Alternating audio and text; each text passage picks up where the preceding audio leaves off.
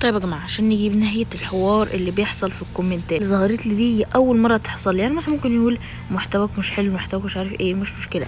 انما تدخل في شتايم وتدخل في يعني مش بلاش نتكلم كتير، فخلينا احكي لكم بالظبط. دي الكومنتات يا جماعه اللي تظهر لكم قدامكم على الشاشه من توك عمالين، يعني مثلا اللي بيقول ضيعك احلام اياك واحلامي مش عارف ايه. طبعا لو بحثتوا في البحث هتعرفوا ايه كويس. تمام. بس ده يعني نعديه شويه، نعدي يا جماعه الحوار ده. انما ان هي تدخل في شتايم وفي يعني في جماعه ان هي تدخل في شتايم، انا ما اسمحلكش. لا، ويعني على الاقل مثلا مش تقولي مثلا شتيمه اللي هي عاديه اللي هو كلب وحمار مش عارف ايه. لا، تدخل في شتايم كبيره مش حلوه، يعني بلاش اقولها يا جماعه. طبعا هي هتبقى متلغوشه لان ممكن التيك توك يعمل لي مشكله يعني. واللي يقول محتواك اطفالي، اسمع ياض انت وهو.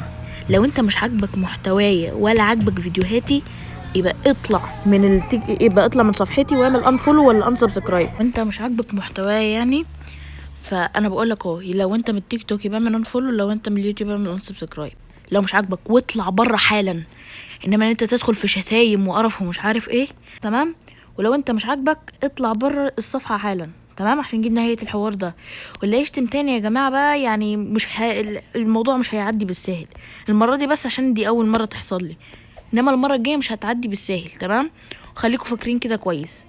فيعني خليك حلو وجميل كده. تمام. واللي يقول لي اهدى عليه لما الكومنت اللي هو الشتيمه اللي كتب يقول اهدى عليه شويه، يا عم ما خليه يقعد، اقعدوا انتوا الاتنين. بس يا جماعه، السلام عليكم.